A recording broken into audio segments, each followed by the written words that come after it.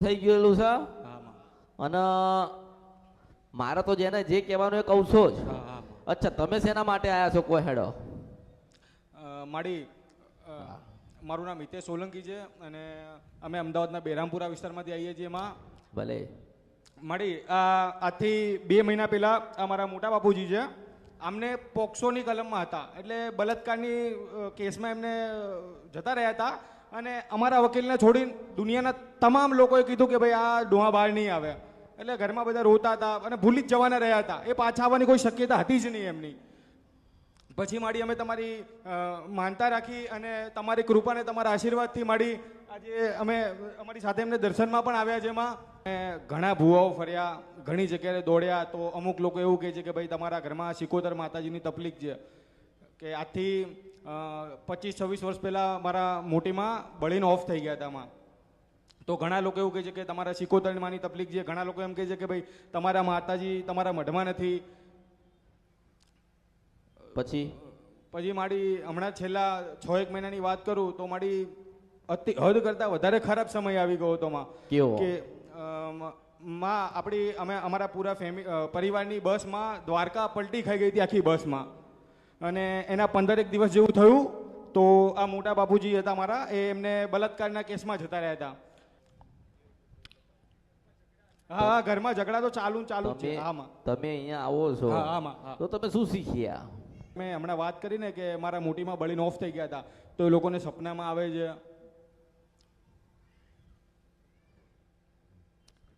બધા એવું જ કહે છે કે સિકોતર માનું દુઃખ છે અને તમારા માતાજી તમારા મઢમાં નથી. અચ્છા, મઢમાં આપણા માતાજી નથી કોઈ કીધું તો આપણે પ્રશ્ન કરવો જોઈએ ને કે મઢમાં લાવવા માટે શું કરીએ? ઉપાય લીધો? ઉપાય એમને કે તમે તમારા આખો પરિવાર સાથે તમે તમારા મઢે જાઓ, દર્શન કરો, માતાજી રાજી થશે. પછી એમને કે તમને ત્યાં પણ મઢમાં એ એમ કહે છે કે મઢમાં જ નહીં તો કયા મઢે મોકલે? હા, તો માતાજી આવી જ રીતે કહે છે એમને તું એવું કહે છે કે મઢમાં માતાજી નથી. હા. તો તમને કયા મઢે મોકલે છે? માતાજી જ નથી તો એના કેવા પ્રમાણે એમ કહું છું, એના કેવા અનુસાર. મઢમાં માતાજી ના હોય તો કયા મઢે જાવ છો? અમારું ગામડે એક બાબરા પાસે એક ભીલડી ગામ છે મારી, ને અમારો વર્ષો જૂનો અમારા બાપ દાદા લોકોનો મઢ છે. અમે ત્યાં જ ગયા હતા દર્શન કરવા માટે. એમને કીધું કે તમે માતાજીને મતલબ મનાવો, ત્યાં જઈને અરજ કરજો, મોઢામાં ખાંડું લઈને પગે લાગજો, માતાજી આગળ માફી માંગજો. પણ તને એમ કીધું કે મઢમાં માતા તો છે નહીં. હા, તો પછી ભુવા લોકો લીંબુ તારા ઘરમાં ખીલામાં તોય કઈ ફેર થતો નથી. અને આ મારા મોટા ભાઈ બી ધૂણે છે, આ છોકરો ધૂણે છે. માં તમે આવો માં. અમે લાખો હજારો કરોડો ગુના કર્યા છે. માફ કરીને માડી આજે દર્શન દો માં. આટલા વર્ષથી દુઃખી થાવી છે માડી, રાજી થાવ માં. માડી તારા ગુનેગાર છે માં.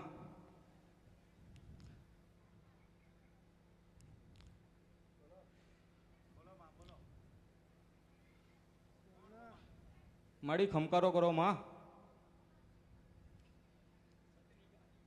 માડી સતની ગાદી પર આવ્યા છો આજે માં.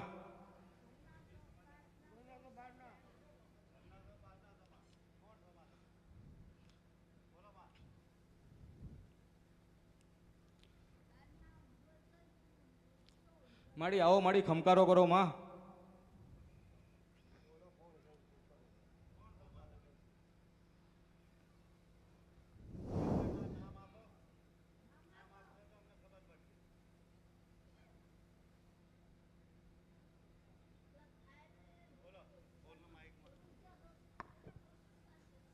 બોલો માં, કોણ છો તમે? જે હોય માં જવાબ આપો માં. તમે કીધું એ પ્રમાણે તમે ગામડે મઢે ગયા તમા, દર્શન કર્યા બધાએ, આખી બસ બંધાઈને તો ગયા તમા. તમારે કઈ ભૂલ ચૂક થઈ હોય તો માં માફ. તો એ જોડાવા બેઠ્યા, ઘરે તો ચોખવટ કરી નાખી ધૂણી. હાલો, આમ કરો ને તેમ કરો ને પેલું કરો. હા માં. હલો માં, ઘરે માતાજી આવે છે, સમાધાન બતાવ્યો. માતાજીએ દર્શન કરવા જાઓ, બધે દર્શન કરવા ગયા. ત્યાં 8 કલાક તો ધૂણી. 8 કલાક ધૂણી. તો અહીંયા શું જરૂર પડી, હું એમ કહું છું, અહીંયા ના જવાય. જો તમારા દેવ તમને કહેતા હોય કે આ જગ્યાએ જઈને દર્શન કરવા જાઓ, આટલું કરો, અને તમે કરો છો, એ બોલે છે ને તમે પાળો છો, તો પછી દુઃખ કયા વાતનું હોય? એ જોવાનું ને, હા માં. નહીં જોવાનું? એ બોલે ને તમે પાળો છો ને, કે જાઓ તો જાઓ. Hello hello.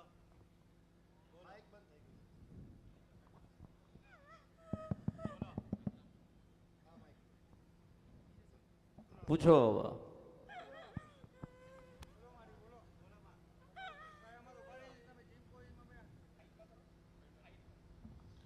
તમે બધું જાણો છો માં, અમારી ભૂલો થાય છે પણ અમે તમારા દીકરા છીએ. અરે તું એવું કે તમે કીધું એ બધું તો અમે કર્યું એમ કે ને? તમે જે કીધું બધું અમે કર્યું માં. હા તો દુઃખી કેમ થઈએ એમ પૂછ. અમે દુઃખી કેમ છીએ? અમારા કોઈ ભાઈઓને ભળતું કેમ નથી? બધા અંદર અંદર ઝઘડા જ કરે છે અમારી જોડે. તમારી દેખીતું જ છે બધું. તમે જેમ કહો અમે, તમે જ્યાં મોકલો ત્યાં અમે બધે જઈએ. તમે જે દીવા કહો એ બધું કરીએ અમે. અમે બધા હળી મળીને રહે તો અમારે પછી કેમ સમ થતો નહીં? અમે ઝઘડ જ કેમ કરે છે એમાં? મેલડીને દારૂ નહીં ગમતો ને એટલે. પૂછ તું તાર પૂછ, હું જવાબ આપતી રહીશ વચ્ચે વચ્ચે થોડો થોડો. હા બોલો માં. આ સતની ગાદીએ બેઠા છે માં. આજે નિરાકરણ આવી જાય માં. તમને આ બધું દુઃખ દૂર થઈ જાય, અમારું દુઃખ દૂર થઈ જાય, અમે હેરાન થતા બંધ થયું માં.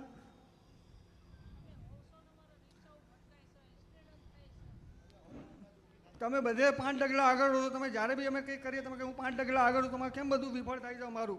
અમે બસ બાંધી એ અમારી પલટી ખાઈ ગઈ. હવે એ ધૂણી એને કીધું તો તમે બધાએ કર્યું ને? એ બોલી તો ને, કીધું તો ને, તો પછી અત્યારે કેમ બોલતી નથી? હર વખતે આવું જ થાય છે માતાજી. લે. મને બી ધૂણું આવે તો હું પણ કઈ કશું બોલતો નથી. આને બી આવે એ પણ નહીં બોલે. આમને બી આવે, અમે ખોડલ માણસ. એ નહીં તો પછી કેમ બોલ્યા વગર બધે જી આયા? એ નહીં એટલે અમુક ટાઈમે બોલે, અમુક ટાઈમે સાવ બોલતા જ નથી. અમુક ટાઈમે બોલે છે ને, હા, અમુક ટાઈમે બોલે છે. તો અત્યારે એને પેટમાં શું પૂછે છે એમ કહું છું. આમને બી ખોડલ. તમે સમજતા નથી આ લોકો. એને ઘરની અંદર 3 સભ્ય ધૂણતા હોય, અમુક ટાઈમે ત્રણેય દેવ ધૂણવા વાળા દેવ કે ધૂણવા વાળા માણસ અમુક ટાઈમે બોલે, બરાબર ને? હા હા હા બોલન તમે પાળો છો, તમે કરો છો. હા કરીએ છે. હવે અત્યારે એવું થયું કે એ બોલે છે, 3 જણા ધૂણીને તમે પાડો છો, તોય આજે તમે દુખી છો. તો આનું સમજવું શું? હા